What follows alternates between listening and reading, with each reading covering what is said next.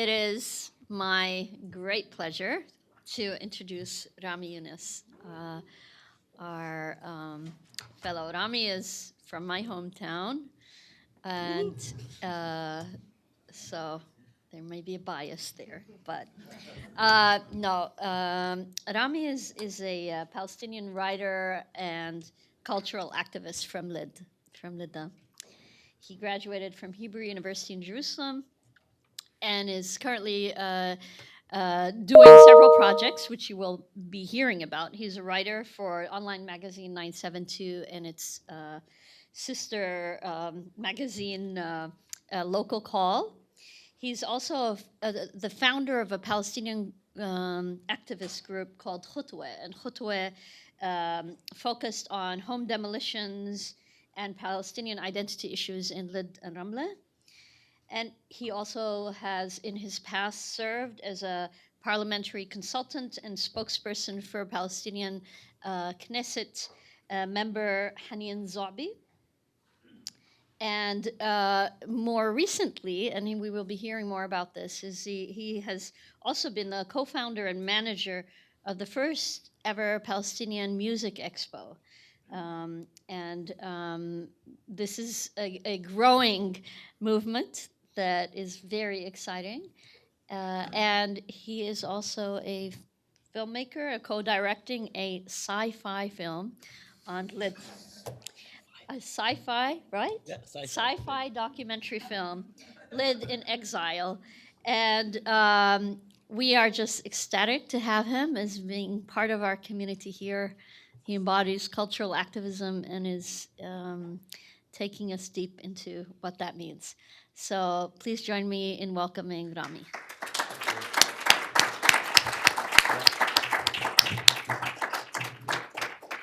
Thank you, Hilary, for this introduction. Before I start, I just want to thank you, Bint al-Balad.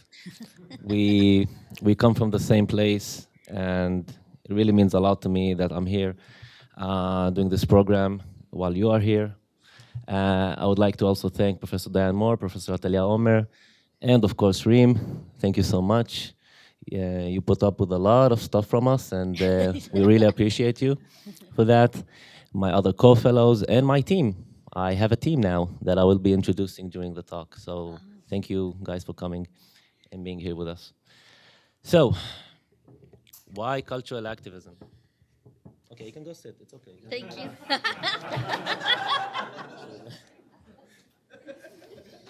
I could tell you were thinking that. I mean, what do I do now? Do I stay there for an hour now while he talks about himself? So, I grew up in Lid. Lid was occupied in 1948 in what we Palestinians call the Nakba, the catastrophe. The Israelis call it the foundation of the State of Israel. And we believe that the story of the Nakba wasn't told enough. I come from a place that a couple of horrifying massacres took place. And whatever happened in 1948 in my hometown still affects the city till this very day. And whatever happened in 1948 in all of Palestine still affects Palestinians in Palestine to this very day. So as an Arab kid in Lid, I attended till the age of 6. I attended a Jewish school. So the language I feel most fluent in is actually Hebrew. So it's okay. Everybody knows that. So I'm not ashamed to admit it.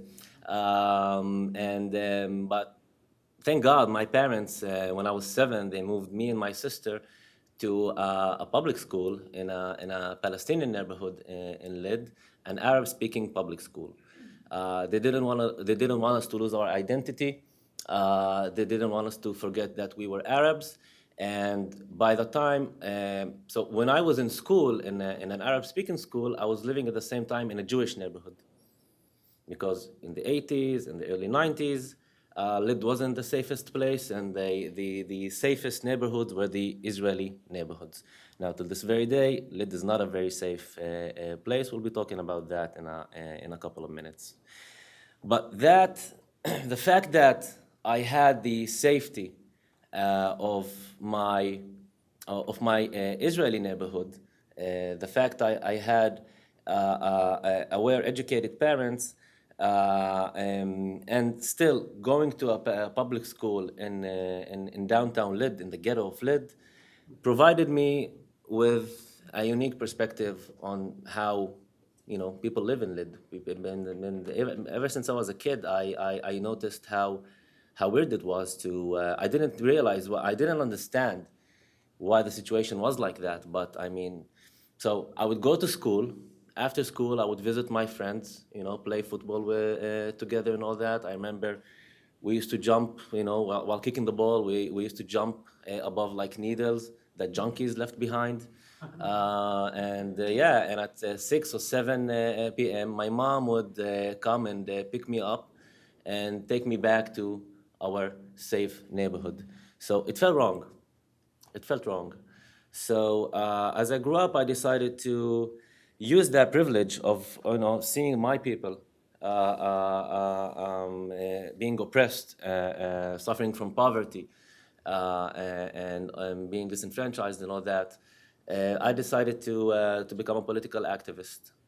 The fact that I speak Hebrew very well and I write in Hebrew very well provided me with a certain advantage. And I believe that my activism should be directed to the world, outwards, as opposed to inwards activism. We actually do the same. But I mainly focus on outwards activism. We'll be talking about that in a few minutes. So, as I told you before, it was occupied in 1948. A horrifying massacre took place, and that's why we decided to make a film. Me and my partner, Sarah Friedland, we are co-directing a sci-fi documentary that tells the story of Lid, the city that once connected Palestine to the world. Before 1948, Lid was a major economical hub due to the fact it had an international, I don't know what that is, due to the fact it had an international airport in it. Later on, after the occupation, that airport became the Israeli International Airport.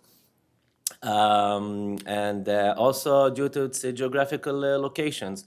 For centuries, Lid is located right in the center of Palestine, so for centuries it was considered to be a kind of a meeting place for merchants who were going from Asia or Europe even to Africa. Lid is a city in which 80%, according to estimations, our estimations, nobody really knows the exact figures, but around 80% of the houses in the Palestinian neighborhoods in Lid were built illegally, meaning people had to build their houses without getting building permits from the authorities. And it's been used as a political whip against us and as Lydians who decide to oppose and counter the oppression that we face. We have many stories of police officers, Israeli police officers, coming to demolish houses in Lid as basically as punishment. One of the famous stories was in 2003, where they built a separation wall between a Palestinian neighborhood and a Jewish neighborhood in Lid. And by the way, yeah, that's the cover photo for the program for the conference. If you look at the photo, you see a photo of a wall with lyrics on the wall that read, what does it say? One day, the Vic Mensa song. So yeah, that's in Lid. That's not in the West Bank. That's 10 minutes from Tel Aviv. So when people in 2003 in that neighborhood, in Shanir neighborhood, decided to go to the Israeli court and start a legal procedure against the authorities, they started getting threats from the police, and they started getting demolition orders issued against their houses. So the only way for them to save their houses was to drop the legal struggle and make their peace with the wall. So in a way, remember what I said before, that we believe that the story of Lid embodies the story of the ongoing Nakba of Palestine, whatever is happening in the West Bank and Gaza in 1967. it's happening in Lid as well. So it's happening in the land of 48 as well. 2 Palestinian citizens of Israel who are, we allegedly live in a democracy, but not really true. So we are making a film to tell these stories. So through multiple characters who live in Lid, some of them live in exile, and some of them are activists. Some of them are people who are trying to counter social and political issues that we face back home. For instance, one of those, by the way, this is my favorite guy in the whole world, Mayor Revivo, our mayor in Lid. He's also one of the characters in our film, and he keeps talking about my hometown being this pluralistic mosaic city, a city of all cultures and all that. And 2 weeks after we interviewed him, saying that in front of camera, the guy basically stormed into an Eid prayer, a Muslim holiday prayer, at 5 a.m., demanding that the prayer shall be silenced because it was too loud, according to him. So that's the pluralistic mayor that we have back home. And also, again, the demolitions. This is a still shot from the film. And here we see people demonstrating against a house, against the authorities for demolishing a house. And in the background, you can see that this is actually an Israeli settlement that was built in 2010, actually. An Israeli settlement that was built in it. And when we say settlements, we actually mean settlements. Settlements are not only built in the West Bank. The Israeli government started in 2003 a plan to Judaize Lid, meaning basically having more Jews move into Lid because they didn't want the city to have an Arab majority, a Palestinian majority to it. So they started building settlements. The settlers who started colonizing these neighborhoods were settlers that were evicted from Gaza in 2005. So how ironic. So this is Menorah. Remember I talked about issues that we suffer from in 1948. One of them is cultural erasure and cultural segregation. I'm going to be talking about that very soon. Menorah is a school teacher that is very active on preserving Palestinian identity. And one of the problems that we face back home, I grew up in a public school. So I went to a public school, and in that public school, nobody told me about my narrative. Nobody even told me I was a Palestinian. Nobody told me what happened in 1948. But I did know everything about the other side, about the narrative of the Israelis. So why do a sci-fi documentary? How do you tell a story that's been told before in one way or another? Art is about being surprising. Art is about being innovative. You don't want to keep repeating what the others have done in the past. So my co-director and I decided to do a sci-fi documentary, meaning we have 2 realities. So we actually took the real-life depressing footage that you just saw and decided to show it in the film as a dystopian reality, kind of a Mad Max reality, because it's so depressing. And I've been hearing it for years whenever I have a group that's visiting Lid, and it happened a few times that people just can't understand and can't believe that this is how people live in there 10 minutes from Tel Aviv, the so-called so liberal city. But we also, we believe that art is also about making the viewer ask questions.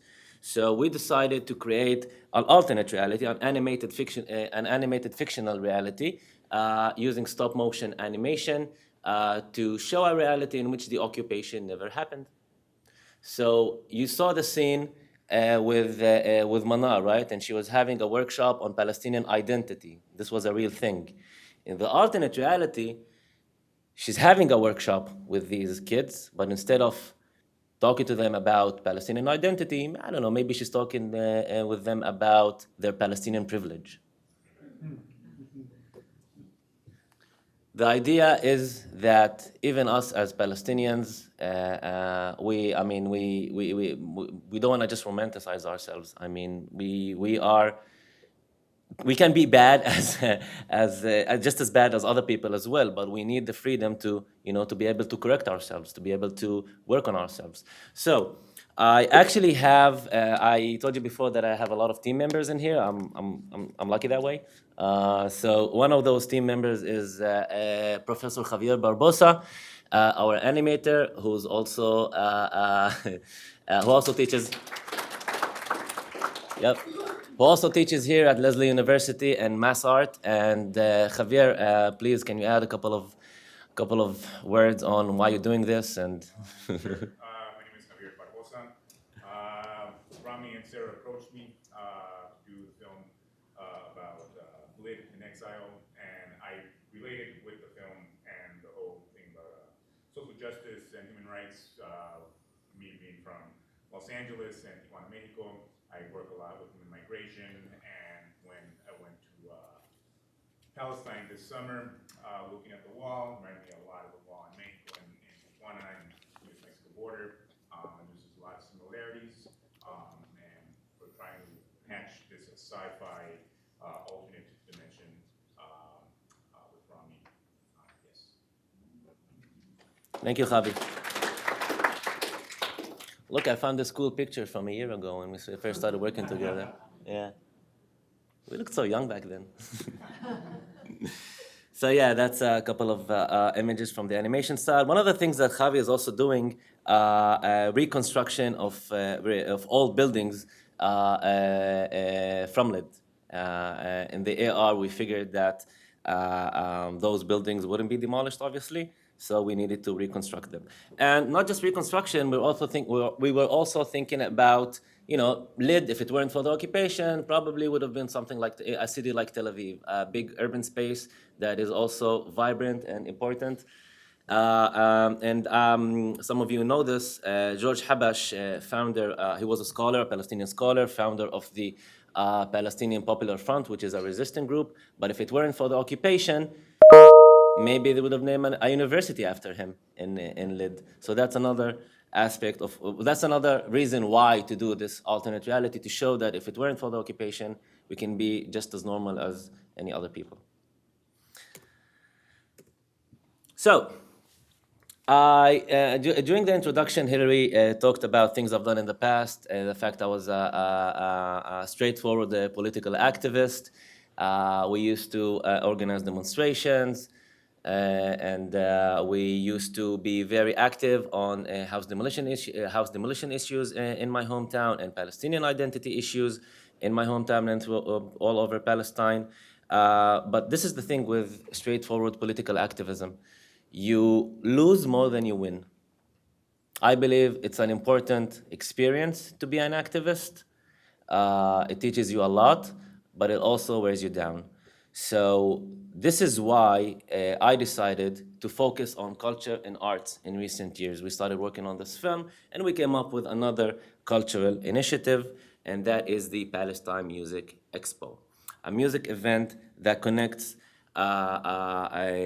Palestinian musicians from internationals from the music industry, producers, people from label companies, managers, booking agents. The idea is to help Palestinian musicians reach global stages. And by doing so, we export our art, our music, and we believe that Palestinian artists have a very unique story no other artist in the world can tell, and the world needs to listen to these stories. Also, back home, we don't have an infrastructure for an industry, for a music industry. We all know why, because of the occupation. Musicians need venues to play their music in. Musicians need radio station, producers, all that. And this is what happens when you're under occupation. I mean, art and culture tend to become secondary in priority. When you're busy, basically staying alive or chasing your next paycheck so you can feed your kids, music and film suddenly don't feel that important.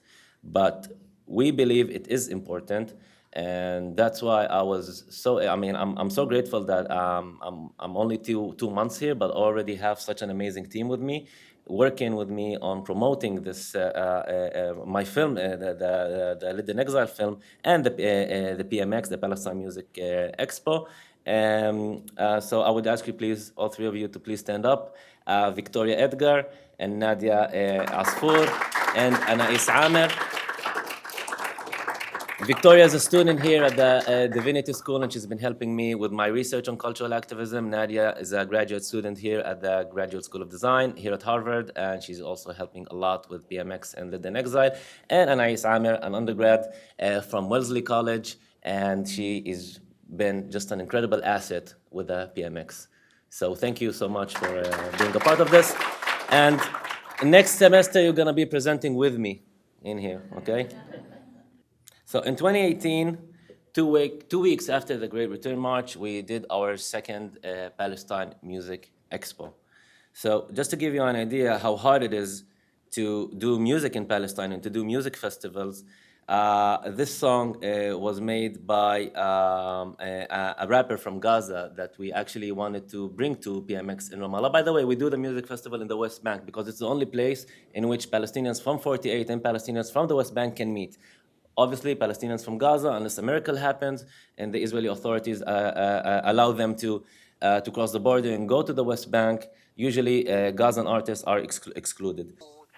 So this guy, instead of being on one stage with us in Ramallah during the Palestine Music Expo, was doing this. He was demonstrating. So he decided to make a music video out of it that we showed in the Palestine Music Expo. So I'm just trying to say that it's very challenging to even have a music festival back home. So you can understand what I was talking about before when I said that we don't have an infrastructure for a scene. So here's the thing about PMX. We did it for the first time in 2017. It took off, it became a success, and we immediately figured that, okay, now we have to do this every year. It's been really, really challenging, and it's been a lot of fun. And we believe that having more initiatives like this in Palestine are crucial in order for us to preserve our culture, our music. I mean, we go through attempts of erasing our national identity. We go through attempts of reappropriating our food even. So, I mean, you can imagine when it comes to music and the cinema, how hard it is for Palestinian artists to keep creating under circumstances in which the ruling establishment simply doesn't allow it. So, I mean, obviously we don't want to take all the credit. There are other initiatives like this in Palestine. My friends in Haifa, for the past 4 years, I've been living in Haifa, which became the kind of the Palestinian cultural capital. Haifa is up north, in northern Palestine. They started a film festival that basically is trying to do what we are doing with the music scene, the Haifa Independent Film Festival.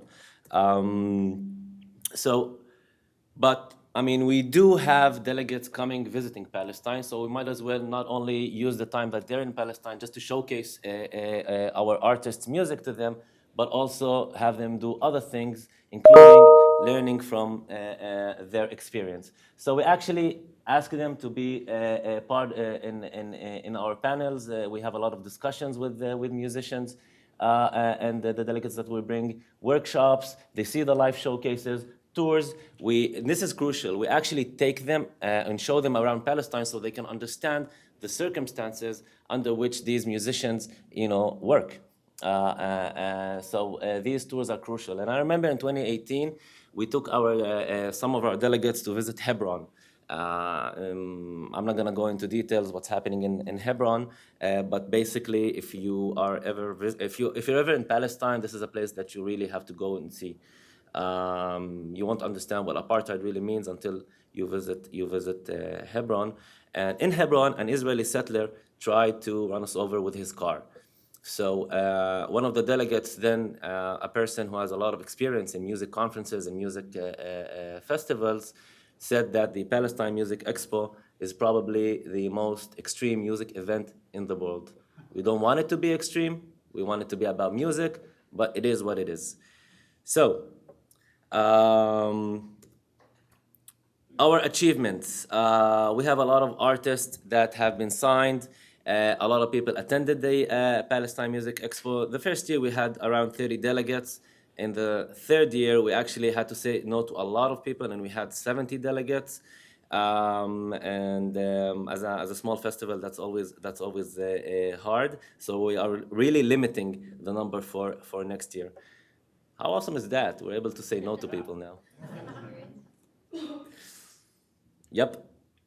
5 bands already got record deals. 12 bands got booked for international tours and festivals, and 4 people from the industry are doing mentorship programs with us. One of these successful bands are Artut Ard, a Syrian band from the occupied Golan Heights, who basically, after showcasing the music in the first ever Palestine Music Expo in 2017, became a very popular band, and they already had more than 50 concerts, international concerts, including concerts in Korea, in Japan. Apparently, the Korean government is really interested in supporting Palestinian music. So yeah, I kid you not. I mean, I was invited a year ago. I was invited to attend a music conference in Seoul, and I met the mayor of Seoul in South Korea, and he was highly interested in supporting Palestinian musicians.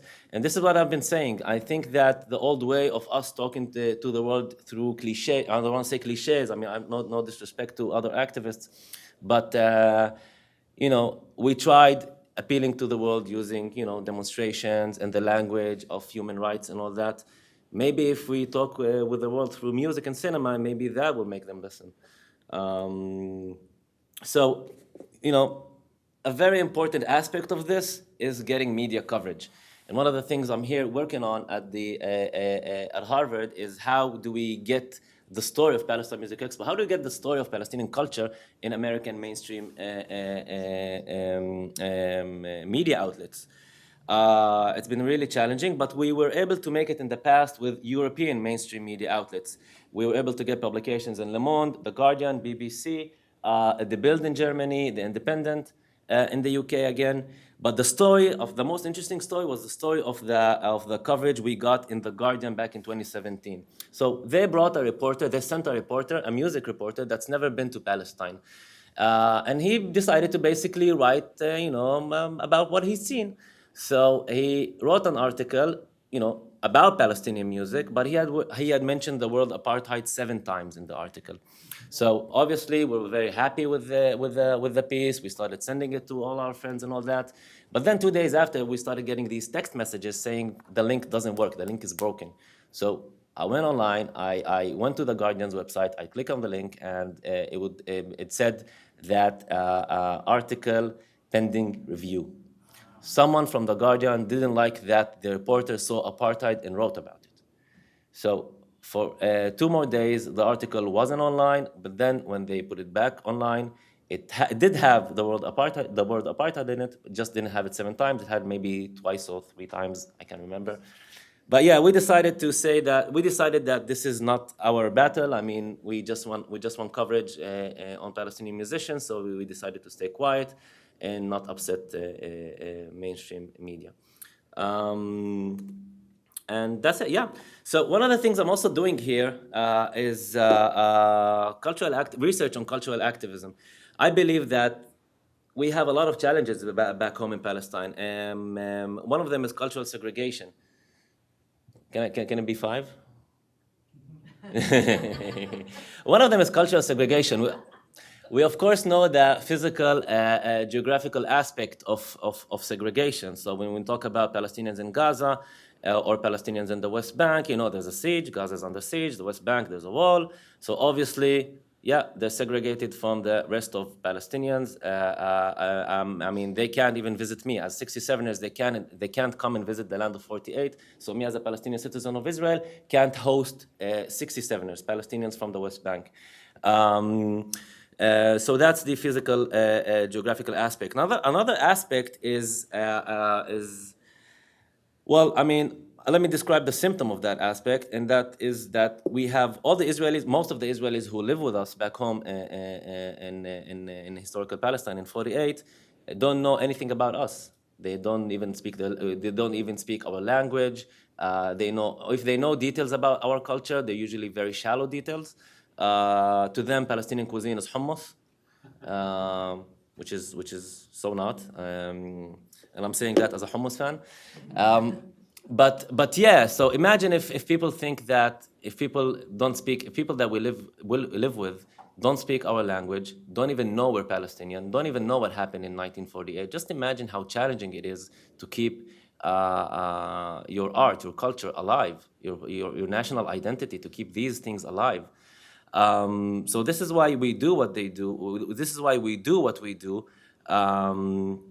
And I think it's very important to research these aspects. About 6 or 7 months ago, we did a culture festival in the city I live in Haifa. I did this cultural festival. I was curating the cultural festival, and we did it with a cultural establishment that is funded by the municipality that's been doing an Arab culture festival for the previous 38 years. So when they offered that I curate the festival, I said, okay, no. If we want to talk, we want to tackle this issue of cultural segregation, and if we are doing a festival together, we're not going to call it an Arab festival. We are going to call it a Palestinian cultural festival, and I want it to be funded by the State of Israel. They said yes. They said yes, and when we talk about Arab-Jewish partnership, I believe this is the best kind of partnership, when your Jewish partner, your privileged partner is willing to lie on the fence for you while you basically do your activism and celebrate your culture. So this happened. Obviously, we got a lot of backfire from Israeli officials, including the wonderful and amazing Minister of Culture, a personal hero of mine, who kept inciting against us. But the event took place, and it was a very successful event. And hopefully we'll be doing more of this. The idea behind it was to celebrate Palestinian culture in the public space, including the Israeli public space. So for 3 days, we had Palestinian musicians performing in downtown Haifa in front of an Israeli audience as well. And we screened Palestinian films again in downtown Haifa, which is the 3rd largest city in Israel. And that's a thing that's never been done before since 1948. So I believe this is how we tackle cultural segregation and attempts at cultural erasure. I would just want to say one final point, and I'm done, okay? Stop looking at me like that. She's like eyeing me. So one of the things that we suffer from, this is true to all forms of Palestinian struggle, yeah? We are busy reacting to what the oppressor is doing to us. And I believe that in cultural activism really gives us a chance to rethink our way of resisting. I mean, if we do a music festival and if we keep making cinema, we don't necessarily need to wait for the Israelis to do something to us. We just basically, we initiate, we start something. I believe that if other activists who are doing the same thing, for instance, the guys who were doing the music festival in Haifa, if all of us work together and come up with a strategy, an agreed upon strategy, and a joint vision, I believe that we'll be able to put Palestinian arts and culture on the global map, and I'm done. Thank you.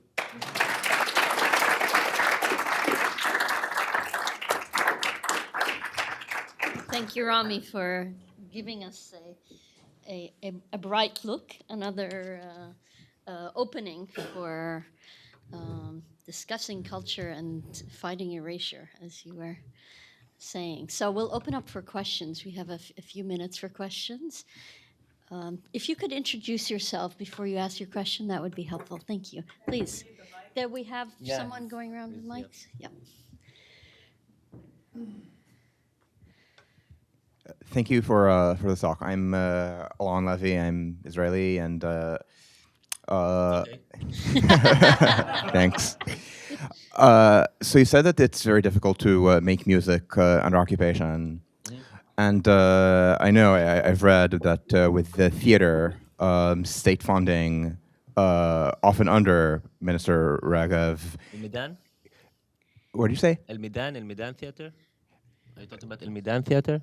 Yeah, that it's being forced to entertain the settlers under anti-boycott laws, and I was going to ask if such a thing also happens to Palestinian musicians rather than just the Al Midan theater story. It's a very good question. So this is how Israeli musicians make a living back home. Not from streams. It's not like the American market, but they basically make a living by performing in venues, and from royalties from playing their songs on the radio. And we Palestinian musicians don't get neither of those. Tom, can you just like yes, thanks. You just keep going like this. So, and here's the thing: in order to be successful, like I'm talking about now about 48. Let's talk about Israel. If you're a musician, if you're a Palestinian musician in Israel, and you want to be played in the mainstream, they would ask you to sing about peace. I mean, nobody would put in Galgalat, which is like the biggest radio station in Israel. Nobody would put a Palestinian resistance song, but they would put Mira Awad, who's a Palestinian singer that sings about peace. So the Arab is asked to sing about peace, while the Israeli is not asked to do anything, and that's not art. That's not art. That's not even entertainment. That's just like a requested or a demand from the Israeli mainstream that you play according to their rules. So that's a problem, and it's also true to Palestinian filmmaking. Back in 2017, I did a check, and we found out that out of the 982 members of the Israeli Film Academy, 0 were Palestinians. None of them were Palestinians. Palestinians didn't feel that they were welcome there. So they didn't even sign up to this organization. This is the Israeli Film Academy. It's supposed to be a leftist organization, right? They're fighting Mir Regev and all that. But how come we're not accepted in these circles? How come these circles are not very welcoming to us? Yeah. Other questions? Yes. So if the mic can be over here. You know, I was struck by. I was struck by the footage of the woman Menorah and her concern over children losing their Palestinian identity. I've spent a lot of my time in Gaza, and the last time I was in Gaza was about 3 years ago. And I spent a lot of time talking to young Palestinians in Gaza, people in their teens, 20s, maybe 30s. And across the board, they knew absolutely nothing about the First Intifada, about their recent history, let alone before. And they were asking me questions about the Intifada. And this is, for me, very troubling, very disturbing. And I was just wondering, as I was listening to you, whether through music, through art, you can try to teach that history or communicate that history in some way to these young kids, because they're not getting it for all kinds of reasons. We can talk about it another time. But I think through this sort of medium, this might be a very effective way of raising their consciousness and the importance not only of their history, but of the very important lessons contained in that history, which they need to have going forward. So in 2011, they demolished seven houses in Lid that belonged to the same family. And by demolishing these houses, they created a situation in which we had 70 new homeless people. And Palestine, in spite of everything, it's not like the US. We don't have homeless people. So that was a major problem for us, and the whole community decided to rally and support these families. So we started demonstrating with the family every week until like the authorities at least find them a solution, put them someplace. They were living in tents, and it was winter time, and the kids were freezing. The kids, they weren't going even to school. They had like 50 kids, these families. So I remember before one of the demonstrations, we decided to play the Palestinian national anthem, Mawtani. The kids didn't even know it. But what happened when we brought Tamer Nafar, who's a rapper, to the demonstration? Suddenly, all the kids started to sing "Min Habi," who's the terrorist, who was a song by by Tamer's hip hop crew, who became a legend. And that song is about, Palestinian rights and about, Palestinian identity. Palestinian and reclaiming our humanity, like who's the terrorist? We keep calling ourselves, we are the terrorists, but we're not, you are the terrorists. So the kids, 5-year-olds, 4-year-olds, they knew this song and they were singing the lyrics. So in a way, they know, because of Tamer, because of an artist making political art, they knew that something was wrong. Something was wrong with the way they were brought up. Something was wrong with what happened to them. They couldn't articulate it, but it's okay. You don't have to know the Palestinian national anthem to do good in this world. I mean, to be honest, I mean, I wasn't in Lid. We don't have culture. I mean, we don't have like, cultural establishments. I wasn't brought up on Mahmoud Darwish and Marcel Khalifa and Edward Said. But in my in university, in my 20s, I started researching and reading those guys, and I think that really helped me become more radical in that sense, because I wasn't like spoon-fed these ideas. I actually, when I grew up, I decided to research them, and I believe this is what happened with the kids. The kids didn't know they were Palestinians a month into the demonstrations, because we were demonstrating every week. So by the fourth demonstration, they already knew the Palestinian national anthem, and they were demonstrating with the Palestinian flag. Yeah. So yeah, I agree with you. Yeah. Judy, I think you have a question. There we go. Can you hear me? Yeah. Rami, I just want to say the story you just told in your whole presentation was so inspiring. And I'm thinking about Hilary's description of peacemaking as making the invisible visible and disrupting injustice without replicating injustice, structural injustice. Mm-hmm. And this just feels like it's all of that. And it's also what Marshall was talking about in terms of building power, which is the other dimension of this, right?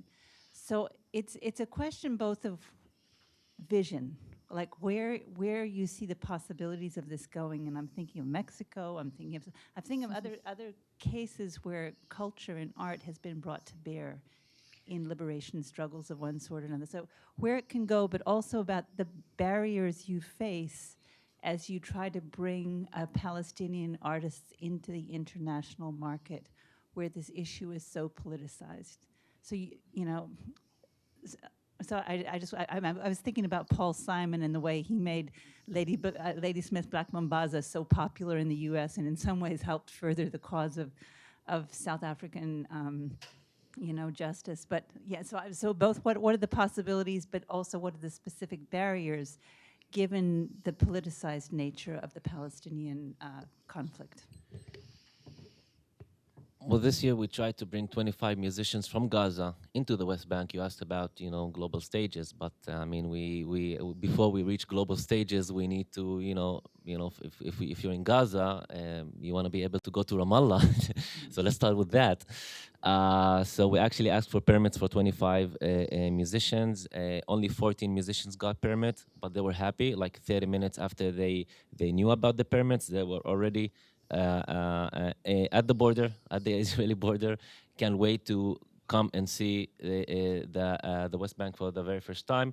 And it was so weird to hear them say that they felt free in Ramallah, a city under occupation, but it felt free for them.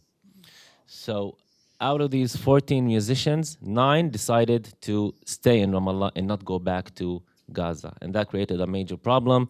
Because now, I mean, eventually all of them went to Gaza, but now they will never, these 9 musicians will never be given permits ever again during the siege, unless Gaza is finally besieged or freed. I'm sorry, freed. So So that's one barrier we're trying to lock. I mean, it's not easy for Palestinian musicians to travel as well. They have like temporary travel documents. I mean, so these guys, the Tut art guys, from the Syrian Golan Heights, they have temporary travel documents. So that's why Hassan, the founder of the group, decided to live with his girlfriend in Switzerland. So he married his girlfriend, who's Swiss. So now he has a European passport, and he just said, "The hell with it! I'm not going back. I just want to stay there. I want to do my music there, and it's easier for me to tour that way." So in a way, it's like his success is a sad thing because we lost a very, very good band. So the scene lost a very good band, but on the other hand, global music and world music was just introduced to Syrian music from the Palestinian scene. So it's tricky. It's tricky. And also, we don't want to be seen as a geographical talent. You know, you don't want to be in music festivals on big stages just because you're Palestinian. You want to be there because your music is good. So that's another thing that we've been trying to deal with. And luckily, I mean, so the average, usually in these expos, out of 20 acts, I'm talking about, you know, global expos in other countries, out of 20 musical acts, maybe 2 get signed. In the first ever Palestinian Music Expo, we had 21 acts, 9 got signed. And they weren't signed because they were Palestinian. They were signed because the music was good. So there were music festivals, some of them got record deals, and they're doing okay. So, yeah. Unfortunately, we've run out of time for questions, but there will be time for you to have a conversation with Rami and others over lunch. But I also wanted to mention, Rami, you didn't mention, just 3 weeks ago, UNICEF announced UNESCO. I keep saying UNICEF. I meant UNESCO. Yeah, 2 weeks I ago, always yeah. make this. They announced that Ramallah is one of 55 cities in the world, 66 cities in the world, recognized for Yeah, cultural. What was it? UNESCO recognized Ramallah as one of the 66 new cities that are part of their Creative Cities network. Creative cities. And the whole application process took 2 years, and it started in PMX 2017. Remember what we said before about networking, about people bringing influential people from the international music industry and basically connecting them with individuals in Palestine who are doing some work in the cultural scene. So this is what we did back in 2017 in a roundtable event. Palestinians and people from the Polish music office and a very involved guy from the German music scene with the Ramallah municipality decided to push this. So as I said before, the application took 2 years, but UNESCO 2 weeks ago announced that Ramallah was accepted, and it was accepted because it was a music city. Because of the music, yeah. Because of the music scene of it. The work of PMX. So, yeah.